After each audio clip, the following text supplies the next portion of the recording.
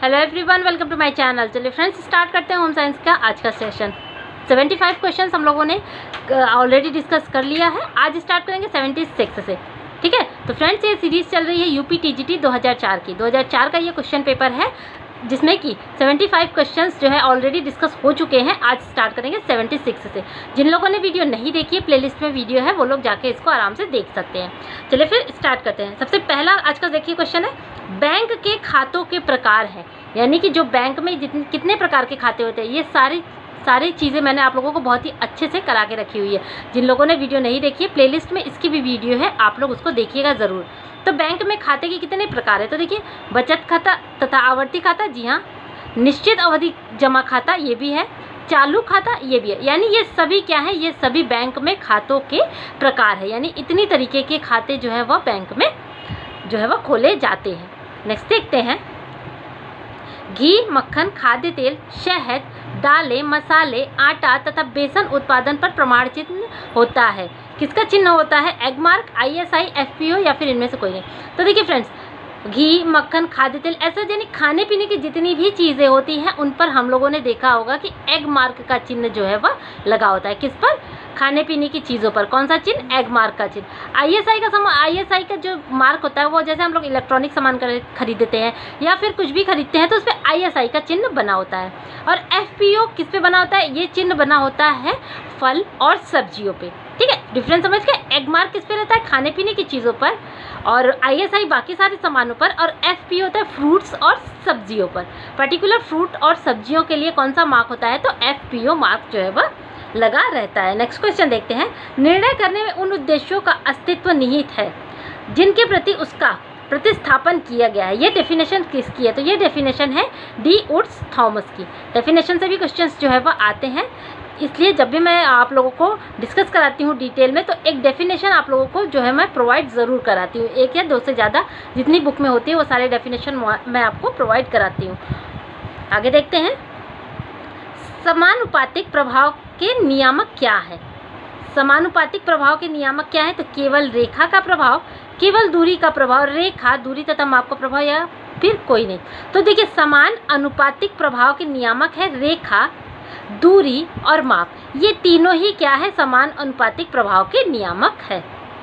Next question है हमारा, गंदे कपड़ों पर साबुन की टिकिया के स्थान पर साबुन का चूर्ण यानी विरंजक चूर्ण, या फिर जैसे जनरल भाषा में हम लोग डिटर्जेंट पाउडर या फिर सर्फ। विरंजक चूर्ण ही क्या है? डिटर्जेंट पाउडर, या फिर उसको सर्फ भी हम लोग कहते हैं। तो गंदे कपड़ों पर साबुन की टिकिया यानी कि डिटर्जेंट बार के स्थान पर साबुन का चूर्ण यानी कि सर्फ का प्रयोग करना क्या होता है? अच्छा होता है, श्रेष्ठकर होता है, खराब होता है, कोई? तो यहाँ पर क्या होगा? ऑप्शन हमारा सही हो जाएगा B, श्रेष्ठकर होता है। क्यों? क्योंकि जो सर्फ में कपड़े भिगो देने से क्या होते हैं, उसकी गंदगी अच्छे से फूल जाती है, जिससे मेहनत कम लगता है, समय भी कम लगता है। ठीक है, तो इससे क्या होगा? तो साबुन के स्थान पर सर्फ का प्रयोग करना श्रेष्ठकर होता है। नेक्स्ट क्वेश्चन है हमारा, 6 से 12 वर्ष तक के काल को कहते हैं। तो 6 से 12 वर्ष तक के काल को क्या कहते हैं? बाल्यावस्था। ठीक है, क्या कहते हैं? बाल्यावस्था। ये बार बार इतना डिटेल करने की जरूरत नहीं है, सबको पता होगा। 6 से 12 तक के वर्ष को बाल्यावस्था कहते हैं, उसके पहले की शैशवावस्था, और उसके बाद की अवस्था को किशोरावस्था कहते हैं। नेक्स्ट है हमारा, किस अवस्था में यौन परिपक्वता के कारण बालक के शरीर में अनेक परिवर्तन होते हैं? तो हम लोगों ने बार बार पढ़ा है कि किशोरावस्था में यौन परिपक्वता के कारण बालक के शरीर में अनेक परिवर्तन जो है वह शुरू होने लगते हैं। और किशोरावस्था कब से स्टार्ट हो जाती है? तो 12 वर्ष के बाद से किशोरावस्था का जो है वो प्रारंभ हो जाता है। जन्म के समय शिशु के सिर की लंबाई पूरे शरीर की लंबाई का कितना होता है? तो जन्म के समय शिशु के सिर की लंबाई पूरे शरीर का 1/4 होता है। यानी कि पूरे शरीर का 1/4 जो है वह केवल किसका होता है? सिर का होता है। कब? जन्म के समय। शिशुपालन एवं सामाजिकरण की प्रक्रिया का संबंध होता है। शिशुपालन एवं सामाजिकरण की प्रक्रिया का संबंध होता है विभिन्न साधनों या संस्थानों से, आंकड़ों एवं आहारों से, साधनों और आंकड़ों से, या फिर इनमें से कोई नहीं।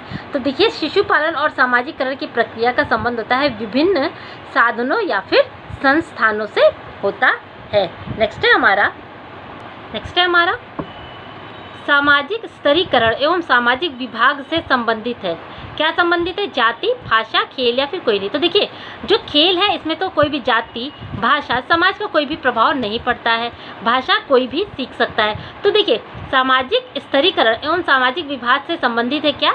जाति। जाति किससे संबंधित है? सामाजिक स्तरीकरण एवं सामाजिक विभाग से जाति संबंधित है। नेक्स्ट है हमारा, किस अवस्था में बालक की विद्यालय अंतःक्रियाएं परिवार की अपेक्षा अधिक हो जाती है? यानी कि बालक की जो एक्टिविटीज़ होती हैं तो वो जो है स्कूल में ज़्यादा होने लगती है और परिवार में कम। तो कौन सी अवस्था में? तो 5 से 6 वर्ष की अवस्था में। तो 5 से 6 वर्ष की अवस्था में तो बालक की ज़्यादातर एक्टिविटी अपनी फैमिली में ही होती है, भाषण के साथ, लड़ाई के साथ। तो ये दोनों ऑप्शन तो बिल्कुल ही गलत है। तो यहाँ पर देखिए 11 से 12 वर्ष की अवस्था में, ठीक है, यानी कि उत्तर बाल्यावस्था में जो होती है बालक की विद्यालय यानी स्कूल की जो एक्टिविटीज़ होती है वह परिवार की अपेक्षा अधिक होती है। यानी परिवार की अपेक्षा बालक अपने दोस्तों को, अपने स्कूल को, अपने टीचर्स को ज़्यादा इम्पोर्टेंस जो है वह देने लगता है। ठीक है, तो यहाँ पर ऑप्शन के अकॉर्डिंग हमारा आंसर सही हो जाएगा बी, 11 से 12 वर्ष की अवस्था में। नेक्स्ट है हमारा, शिशुशाला में दिनचर्या का आरंभ बच्चों द्वारा होता है किससे? प्रार्थना गीत के साथ, फिल्मी गाने के साथ, भाषण के साथ या फिर लड़ाई के साथ। तो देखिए शिशुशाला में दिनचर्या का आरंभ बच्चों का प्रार्थना गीत के साथ होता है। नेक्स्ट है हमारा, जहाँ पति पत्नी एवं बच्चे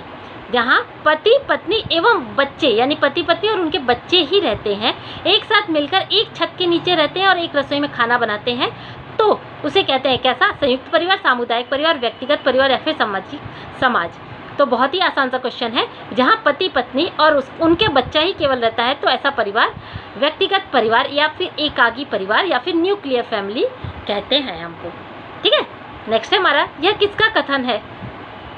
संयुक्त परिवार में दाम्पत्य प्रेम के विकास का अवसर कम प्राप्त होता है। यानी जो जॉइंट फैमिली होती है उनमें जो दाम्पत्य प्रेम यानी जो हस्बैंड वाइफ होते हैं वह एक दूसरे को कम टाइम देते हैं। यह कथन किसका है? तो यह कथन है डॉक्टर राजेंद्र प्रसाद का। किसका? डॉक्टर राजेंद्र प्रसाद का यह कथन है। नेक्स्ट है हमारा, परिधान के नमूनों की रचना में रेखाओं, आकार, रंग, बनावट आदि को व्यवस्थित करने के लिए, ठीक है, किसका सहारा लेना चाहिए? कला के मूलभूत सिद्धांत का, कटाई के सिद्धांत का, ढाके के सिद्धांत का या फिर लाइन के सिद्धांत का। तो फ्रेंड्स, जिन लोगों ने भी कला की तत्व और सिद्धांत को अच्छे से डिस्कस किया है वो लोग आराम से इसको कर सकते हैं। कैसे? अभी मैं बता देती हूँ। यहाँ पर शॉर्ट में मैं आपको बताऊंगी कि जो कला के देखिए कला के सिद्धांत, एक तो सिद्धांत होता है, दूसरा होता है कला के तत्व। ठीक है, कला के सिद्धांत और कला के तत्व, ये दो चीज़ें बहुत ही इंपॉर्टेंट है।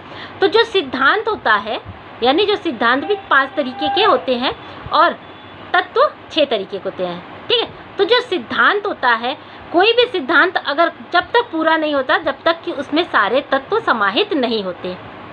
बात समझ रहे हैं? हम सिद्धांत कोई भी लें, जब तक उसमें सारे तत्व समाहित नहीं होंगे वह सिद्धांत पूरा नहीं होगा और हम अपने लक्ष्य की प्राप्ति नहीं कर पाते। तो परिधान के नमूनों की रचना में रेखा, आकार, रंग, बनावट, ये सब क्या है? ये सब कला के तत्व हैं।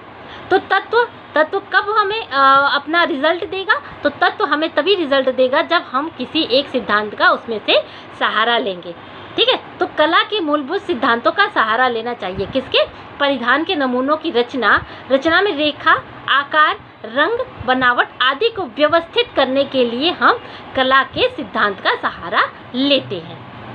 नेक्स्ट है हमारा, सीधी, आड़ी, खड़ी और तिरछी रेखाओं वाले नमूने रेखाओं की विभिन्न दिशाओं में बनाकर तैयार किए जाते हैं, कहलाते हैं। क्या कहलाते हैं? तो देखिए भूमिगत विन्यास वाली जो है ये सब रेखाएं कहलाते हैं। कैसे? देखिए एक्सप्लेनेशन में देख लीजिए। सभी नमूनों में कुछ न कुछ रेखाओं का प्रयोग होता है। बिल्कुल सही बात है। सीधी, आड़ी, खड़ी और तिरछी, ये सारी क्या है? ये सारी रेखाओं के प्रकार हैं। कौन कौन से? सीधी, आड़ी, खड़ी और तिरछी रेखाओं के ये प्रकार हैं। तो तिरछी रेखाओं वाले नमूने रेखाओं की विभिन्न दिशाओं में बनाकर तैयार किए जाते हैं। ऐसे नमूने भूमिगत विन्यास अथवा ज्यामिति अनुरूपता, ध्यान दीजिए, ज्यामिति अनुरूपता वाले कहलाते हैं। नमूनों में रंग का प्रयोग किया जाता है। ठीक है, तो यहाँ हमारा आंसर सही हो जाएगा, भूमिगत विन्यास वाले जो है वह कहलाते हैं। नेक्स्ट है हमारा, परिधान का रंग, रूप और आकार खिलता है। तो परिधान का रंग, रूप और आकार कैसे खिलता है? तो उचित तथा अच्छे अनुपात से, उचित तथा अच्छी लय से, अच्छी अनुरूपता से या फिर किसी से नहीं।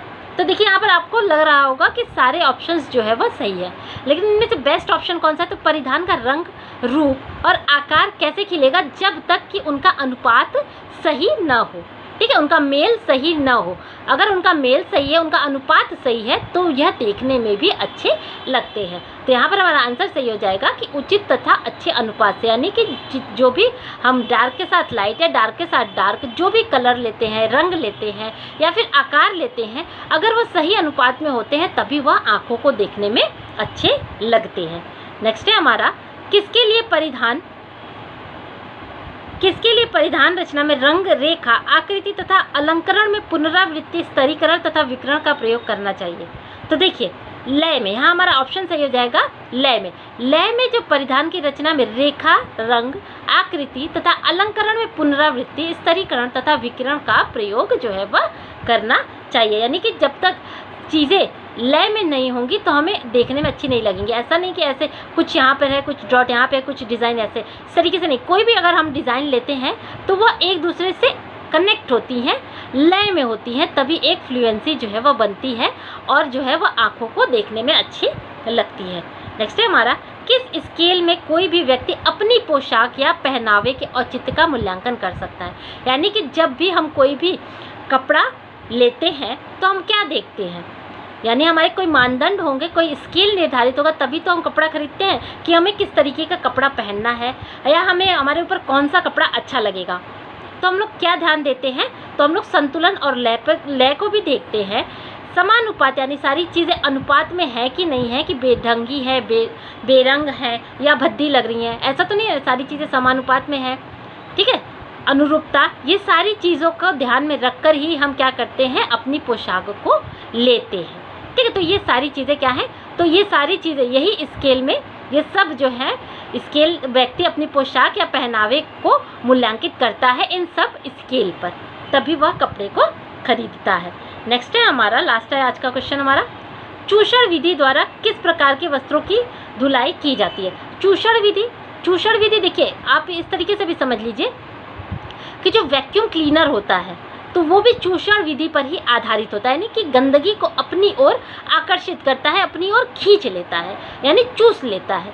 ठीक है, तो चूषण विधि द्वारा किस प्रकार के वस्त्रों की धुलाई की जाती है, तो हल्के वस्त्रों की नहीं, हल्के वस्त्र अगर धुलेंगे तो खराब हो जाएंगे, रेशमी वस्त्र भी खराब हो जाएंगे, ऊनी वस्त्र ये भी खराब हो जाएंगे। तो देखिए ऑप्शन के अकॉर्डिंग हमारा आंसर सही हो जाएगा भारी वस्त्र। भारी वस्त्र जैसे आप दरी, कालीन, कंबल, इन सब को क्या करते हैं, चूषण विधि द्वारा सफाई करते हैं, जिससे क्या होता है, मेहनत कम लगती है, क्योंकि अगर ये सारे वस्त्र को पानी में अगर भिगो दे तो इनका वजन दुगना से तिगुना हो जाता है और वस्त्र भी खराब होने का भय रहता है। तो इस विधि से चूषण विधि द्वारा इस तरीके के जो है वस्त्रों को, भारी वस्त्रों की सफाई की जाती है। किस पर, चूषण विधि द्वारा। एक्सप्लेनेशन देख लेते हैं हम लोग यहाँ पर। चूषण विधि द्वारा भारी कपड़े जैसे कंबल, दरी, सूट, जिन्हें कि हाथ से मलना कठिन होता है, धोने में सरलता होती है, सक्शन वॉशर का हैंडल लकड़ी का तथा निचला छिद्रयुक्त भाग धातु का बना होता है। ये क्या है, ये मशीन है सक्शन वाटर का हैंडल लकड़ी का, किसका बना होता है, लकड़ी का बना होता है, तथा निचला भाग जो होता है वह धातु का बना होता है और वहीं से जो है वह गंदगी जो है वह सारी चूस ली जाती है। तो फ्रेंड्स खत्म करते हैं आज का सेशन यहीं पे। आई होप आप लोगों को चीज़ें पसंद आई होंगी।